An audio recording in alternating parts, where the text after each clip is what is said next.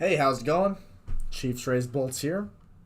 Unfortunately, I will not be with KCA's Raiders Dub Sharks this week because the schedules didn't align with each other. Would have loved to have had them for this week, but it just didn't work out, and that happens in life sometimes. So you just got to work through it. I am certain he'll be back next week. Not a big deal. We could get through this week. Just me. So it'll be a little different just having one point of view, one guy, one voice, but at the end of the day, better than nothing. Okay, so let's just go ahead and start off by looking at last week's games because there's a fair amount that I want to talk about because, my God, what a slate. So let's go ahead and get the one meh game out of the way. The one true throwaway game, and we all know that is Seahawks 49ers. The Seahawks kept it close until halftime. They really did. Going into the half, it was a close game, and you thought maybe they could keep it close to the end, perhaps pull off an upset, and then no. 49ers came out in the second half firing on all cylinders, and it just didn't work out for the Seahawks. That's really all I have in my notes was that the Seahawks kept it close at halftime, and that was it. So it was a pretty insignificant game for that reason alone. And the Niners, they're off to the next round of the playoffs with Brock Purdy. I was questioning how would Brock Purdy play in a playoff game. Because to me, Purdy hasn't really had to prove himself yet. He has a stacked roster around him, and he doesn't have to do a whole lot by himself. In my eyes, at least. I don't watch the 49ers games in full detail every week because I'm not a Niner fan. I'm not going to go out of my way to pay attention to what they're doing. However, to me it just seems like they're such a stacked team that you don't need a fantastic quarterback to get you far. And so I think Brock Purdy has yet to have to truly prove himself, play in true adversity. So the Seahawks, not their best opponent, and they're off to the next round. Jags-Chargers. That was one of the best playoff games in the last 5 years. In the last 10 years. That was fun. 27-0 at halftime. 27-0. The Chargers led and had me worried. It had my palms sweating, my anus clenched, because I did not want to play the Chargers in the divisional round. The Chiefs had already beaten the Chargers twice this year in very close games each time. To beat the same team, the same great team, 3 times in the same season, really, really difficult to do. I would not have liked that matchup. So Trevor Lawrence and the Jags prevail. They come back down 27-0. And they win it. Incredible. Brandon Staley deserves to be fired after the opposite actually, after starting the starting roster in a meaningless Week 18 game when they're already locked into the number 5 seed. Made no sense. Mike Williams, the best receiver on that team, hurt. Doesn't play this game. Probably would have won if you had him healthy, if you just would have benched him. When the football gods give you a free bye week and you don't take it, you will be punished. Staley was punished, the Chargers were punished. And they gave up a 27-0 lead. The third largest playoff comeback in NFL history to Trevor Lawrence and the Jacksonville Jaguars. Duval. The Jags fans, they say it was always the Jags. I guess that's their slogan this playoff. It was always the Jags. So I'm happy for the Jags. They've been one of the hotter teams in football ever since losing to the Chiefs. I think it was week 13-ish, around that time, maybe week 14. They've been one of the hotter teams in football. And they're not a team to look past. The Chiefs got to take them for real. Dolphins-Bills. Skylar Thompson was this close to becoming a national hero. Really kept it close, the Dolphins did. And it really makes you wonder, if this team had Tua, would they have won? It's not unreasonable to say yes. Yes, they would have. Could have been the difference maker. Thompson impressed me. He looked poised in the pocket from what I watched. He made some good throws on big drives. Kept the frickin' Dolphins. The 7th seed barely got into the playoffs. Dolphins. One of the coldest teams in football. The Dolphins. They stayed close with the Bills until the very end. They had an opportunity to walk it off at the end until the Bills defense realized that, okay, we can't lose like this. We can't lose to the Dolphins. And then, of course, they held them. So the Dolphins could not complete the comeback. I have to point out that the Dolphins had many delay of games. The inexperience really showed with those delay of games. They could not get plays called off in time. I don't know if that's because Mike McCarthy was supposedly just vaping on the sideline.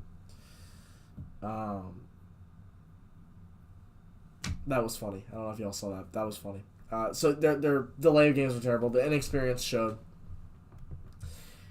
The clock management was terrible.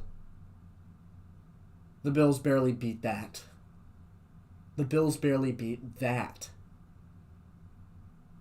If I'm a Bills fan, I'm very, very concerned going into this Bengals game. Vikings-Giants. We got primetime Kirk Cousins now, didn't we? The Vikings looked terrible.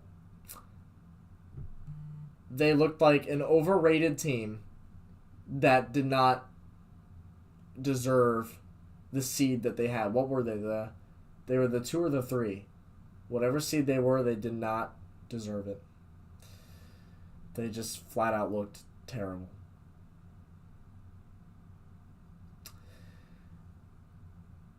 And the Giants won. In an upset game. And I actually had predicted this last week on my pre-wildcard stream. Not stream, but video with Casey. I had predicted this. The both of us actually did, to his credit. The both of us had predicted that the Giants would pull off this upset because there's nothing scary about the Vikings come playoff time. They always put together good regular seasons, right? Come playoff time, they underperform dramatically. And they do that again this year, and before you know it, their season's over again. Giants go on to play the Eagles. Also, I can't help but mention Kirk Cousins. You had 4th down for the game, and you threw for 3 yards. I believe it was like 4th and 7 maybe. You threw for 3 yards. You threw a 3-yard check down. That's pathetic. You know what? You want to know what it reminded me of? Was Alex Smith on the Chiefs, because he would do that shit all the time. He's not a bad quarterback, just wildly mediocre. On his best games, he's above average. Not going to get you to a Super Bowl, though. I think Vikings fans have learned that by now. Like, Kirk Cousins ain't going to get them no Super Bowl. They need a real quarterback. A check down on 4th down with a game on the line is just inexcusable. It's pathetic. Bucks, Cowboys. Now, okay.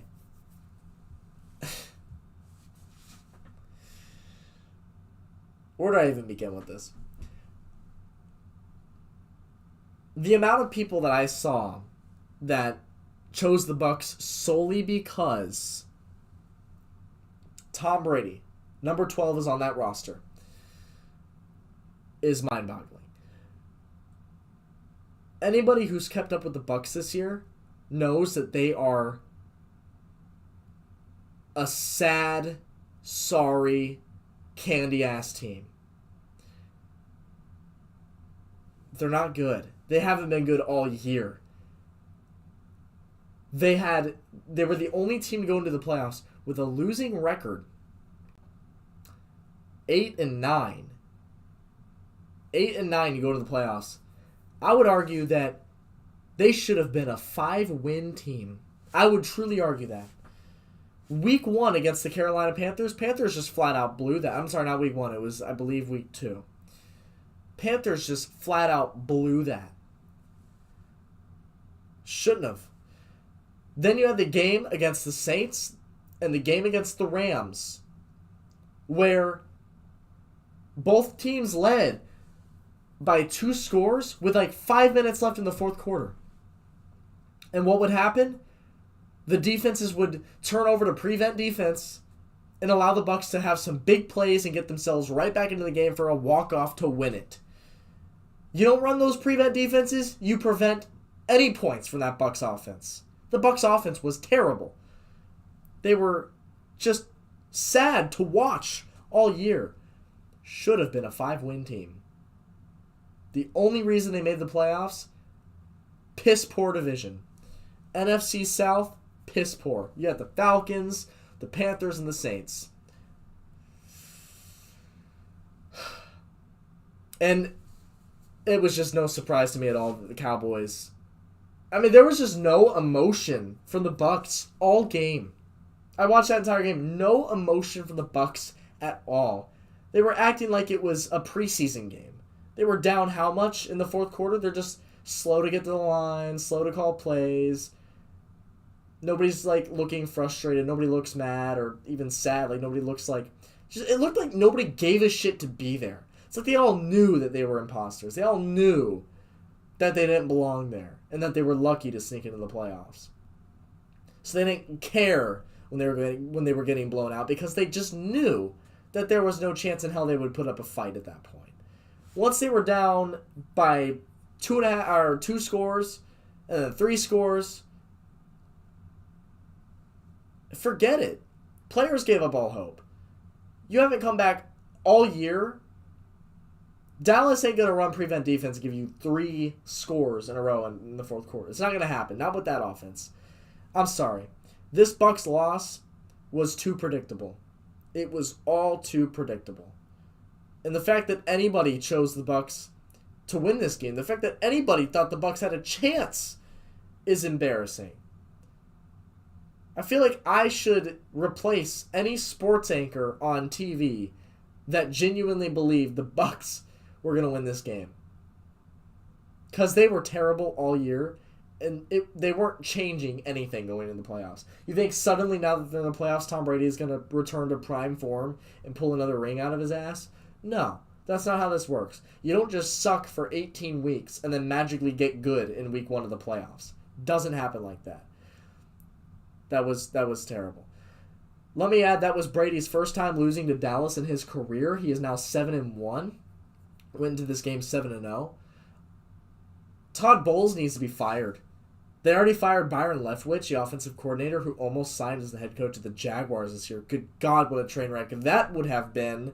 I'm sure Duval is beyond happy that they went with Peterson over Leftwich.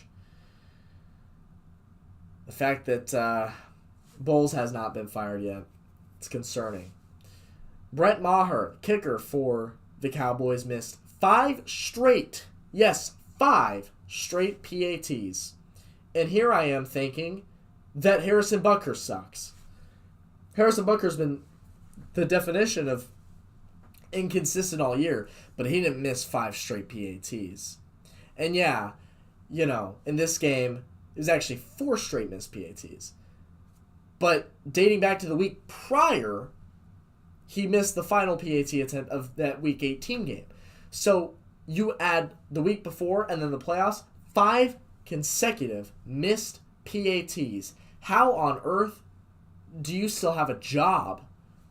How is any kicker in the NFL, at the NFL level, going to miss 5 straight PATs and keep his job? That's remarkable.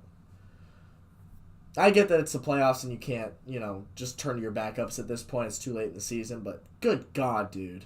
That is brutal. So, just to let you know, yes, I did go 6-0 on predictions this last week. You want to fact check me? Go watch the entire video of me predicting last week. That was before any of the games had kicked off. I had a perfect 6-0. I chose the Jaguars upset over the Chargers. I chose the Giants upset over the Vikings. And then I chose all the other, I guess, favorites. Cowboys, Niners, Bills, and Bengals. Chose them all. 6-0. I believe that's the first time I've ever done that in predicting these games on my channel. 6-0. I pride myself in that, truly, because I'm not seeing anybody on TV going 6-0. Come on now. Hit me up, ESPN. So, let me go ahead and start a new note here for my upcoming predictions, just so if/when they come true, I can look back at them. So here we go.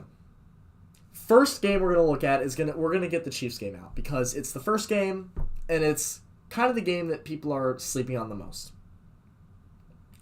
The Chiefs play the Jaguars. It was week 10 when the Chiefs played the Jaguars in the regular season, so 19 weeks ago, or I suppose, I said 19, I'm so stupid. 9 weeks ago, I believe now that we're in the Divisional, 10 weeks ago we played the Jaguars. Does not feel like 10 weeks ago. That's insane. Does not feel like 10 weeks ago. But it was 10 weeks ago. And the Chiefs, did you know that in this entire NFL season, there was only one instance in which a team with a -3 turnover differential won the game? It's true. Only one team won a game with a -3 turnover differential. It was the Chiefs over the Jaguars in week 10. And they won by 2 scores. 27-17. There was never any fear, any doubt at any point in that game as a Chiefs fan that the Chiefs could lose that game. It just seemed like KC was in control the entire game.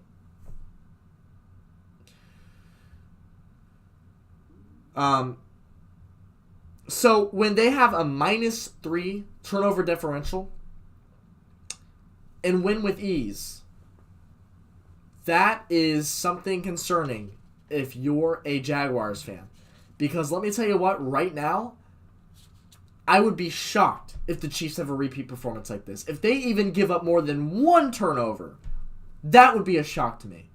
I think the worst the Chiefs will do is a -1 turnover differential for the entire game. I think that is the absolute lowest of low the Chiefs can go in this game. And if we had a -3 in week 10 and won by 2 scores and had control of the game the entire time, that's concerning for the Jaguars. Mahomes in that game in week 10 went 26 for 35, 331 yards, 4 touchdowns, and 1 interception. 4 touchdowns. The Chiefs sacked Trevor Lawrence 5 times in that game. And the D-line for the Chiefs is looking a lot better now than it looked in week 10. So that Jags O-line better be prepared. George Karlaftis has gotten a lot better. Chris Jones, he won't get it, but he has a fair argument for Defensive Player of the Year. He's played phenomenally. Has had one of the best games of his career. Frank Clark the Shark, he'll get in there. Jacksonville, like I said, won the turnover battle 3-0. Lost by 2 scores. Let's also not forget that the Jaguars started that game by recovering an onside kick. So on top of the turnover, the 3 turnovers, the -3 turnover differential, on top of that, the Jaguars had an extra drive from the Chiefs because they had recovered an onside kick to begin the game. So, technically speaking, you could say that the turnover battle was 4-0. 4-0. You could say that. Because the Jags started the game by recovering an onside kick. and the Chiefs won by 2 scores. Zay Jones and Christian Kirk combined for 17 catches that game. It's notable because you got to watch out for those guys. Those are about all I have for the notes of the Chiefs. Just when you hear stuff like that, when you see those stats thrown in your face, it is hard to think the Chiefs will lose this game. And that's why I'm picking the Chiefs in this game. Obviously, it doesn't matter who they play. I'm going to have to pick them because of biases. But I don't see very many people picking the Jaguars in this game. It's not like, oh my god, I'm making some crazy upset call. No. The stats are here. The records, the receipts, they're in your face. It doesn't look good for the Jags on paper. But we'll see. So my prediction for this game is that the Chiefs win only in the instance in which they play a clean game. Start to finish, clean game. No more turnovers, no more onside kicks. Clean game. You're off to your 5th straight conference championship. That's just how I see this one. Bengals, Bills. Like I said, the Bengals didn't look... You know, I never talked about the Bengals-Ravens game. I forgot about that one. My bad. My fault. Bengals-Ravens. The Bengals, like the Bills, didn't look good. At all. Bengals sustained some more injuries to their already putrid O-line. Tyler Huntley kept the Ravens in the game till the end. The Bengals look shaky. But I still think keeping it close to the Ravens, who have a stout defense, is more impressive, or I shouldn't say more impressive, less embarrassing is what I should say, than a Bills team who struggled till the very end, the ticking seconds, against a hospital bedroom of a roster with a 3rd-string quarterback and a coach who doesn't know how to manage a clock or call plays. That's more concerning. By a long shot. That's a whole different ballpark of concerning. Bengals might have been a little bit embarrassed by sneaking out a win against the Ravens, but that has nothing on what the Bills did versus the Dolphins last week. So, about the Bengals-Bills game, this is what everybody wanted. This is what the NFL wanted. Of course, they couldn't play the Bengals-Bills game a few weeks ago because we all know Damar Hamlin. So this is what the world wanted to see, was a full Bengals-Bills game, to see truly who is better.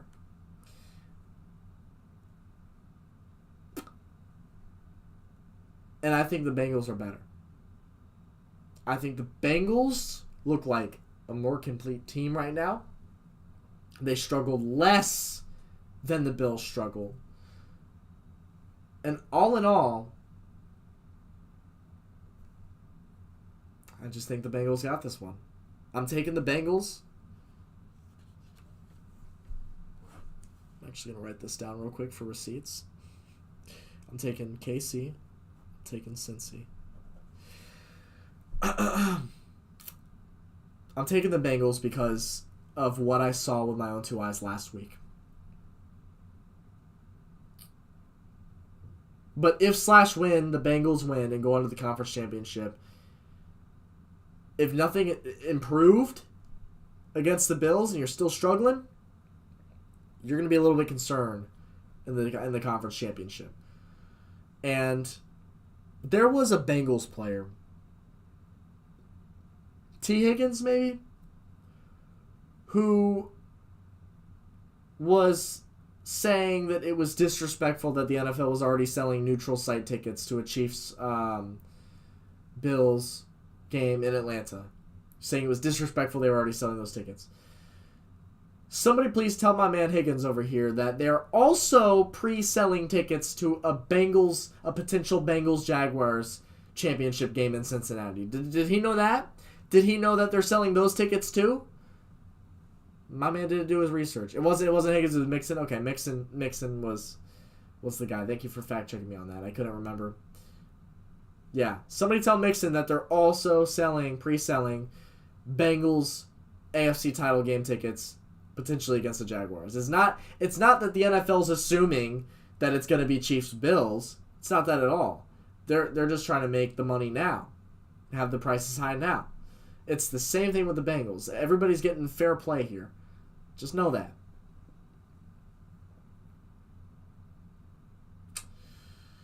Okay. So Bengals-Bills, I'm taking Bengals, but it should be the most entertaining game, I think, of this round, and I'm excited to see it. Eagles-Giants. Eagles-Giants. This is going to be fun. This is going to be really, really fun.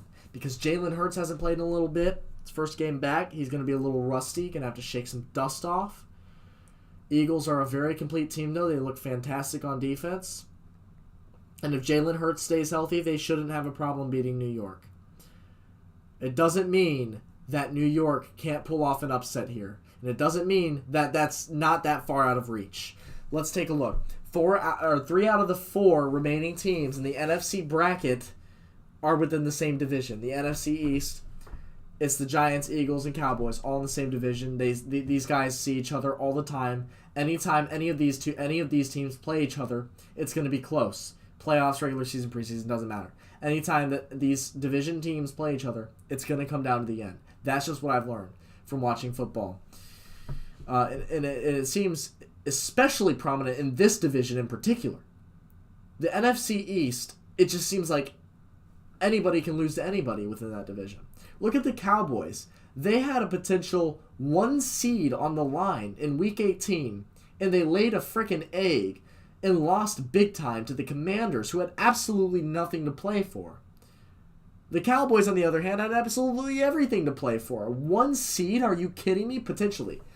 The Eagles would have had to lose, and the Cowboys would have had to win. But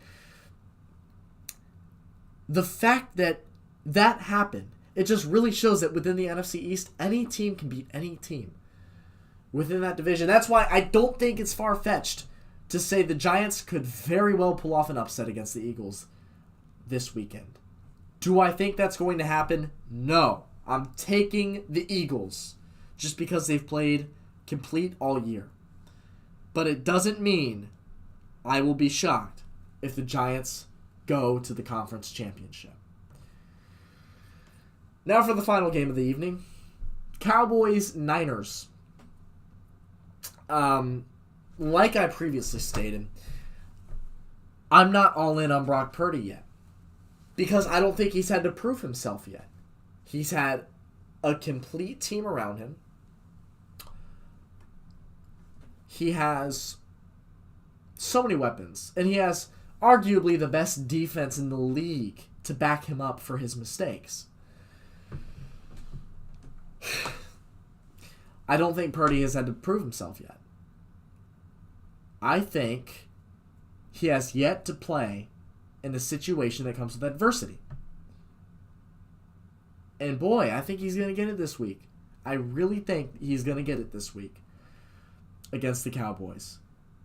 And I think the Cowboys put up a fight. And I think Dak Prescott, while he's not an elite tier quarterback, I think he's one of the more motivated quarterbacks remaining in the playoffs. All quarterbacks are, of course, motivated. But I saw what Dak Prescott said. I see that stuff on social media. Dak Prescott, prior to the Bucs game, stated,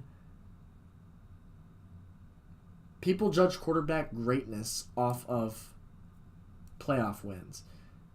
Not an exact quote, but along those lines. I don't have the exact quote in front of me, but he basically had said that people only look at quarterback greatness, quarterback stats, when it comes to how many playoff games you won. Dak is motivated to go win playoff games because he wants to be one of those great quarterbacks. He hasn't proved it yet. 6 years in the league now, hasn't proved it. So, I really think that he'll be motivated to go out and put up a fight against the Niners. That being said, I'm still taking the Niners. But I am very tempted. I thought about this long and hard this week. I truly did. Thought about this long and hard. I almost chose the Cowboys to upset the 49ers, but I can't do it. 49ers, they're too complete of a team. I just can't do it. But you know what? I really do see a path to where the Cowboys shock the world this weekend. I think it's not far-fetched at all. I think it's not far-fetched at all. So, I'm taking San Fran, but don't be surprised if the Cowboys shock you this weekend. Now, let me catch up on comments now that I'm done with everything, and then I'll go ahead and get out of here. Connor met Trevor Lawrence tonight at the Jaguars Hotel. That is dope. Hope you got a picture with him because that'd be cool. Good memories.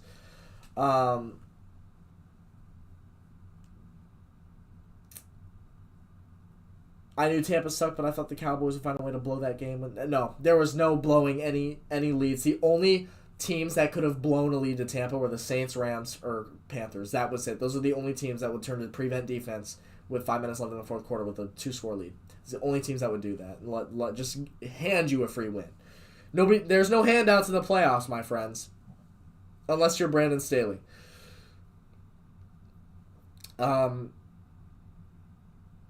Do you think Bolts will face the Leafs in the playoffs? I mean, probably. Seems like it's going that way. Bolts are playing good lately, though. How badly do you want to beat the Bengals? My friend, not even about the team. It's about the fan base and my interactions with them on this channel. They're relentless. They just snarky. And the Bengals fans that I've interacted with, 95% of them are just flat out dicks. Loud mouths. So yes, I'd love to shut them up. If Dallas beats San Fran, they're going to the Super Bowl, I think. Realistic championship games. Yeah, I think Dallas, if Dallas wins, dude, I could see them ending up in the Super Bowl. I know nobody on this fucking planet wants that to happen, but I could see it. They have to win this week, and I can see it. But right now, it's a little far-fetched. All right, but I think that clears the room. Those are my predictions for this week. Again, I'm sorry I didn't have Casey. Would have loved to have him here. Again, schedules just conflicted with one another. It didn't line up, and it just had to be done solo this week, unfortunately. But I'm glad that I got to do this in a live stream fashion, just so I got to interact with you as well. And it felt, I hope for you it felt a little bit more personal. Like you could actually interact in real time and give your input in real time. And not just have to watch a replay of a pre-recorded video. So, I hope you enjoyed it. But as for that, I'm going to get out of here. Thank you for watching.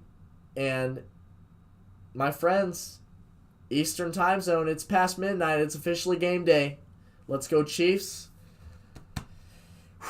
I'll see y'all tomorrow for a recap.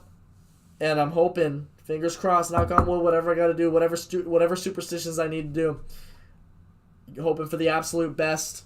Hoping that it's a W for the Kingdom and we're back in the conference championship.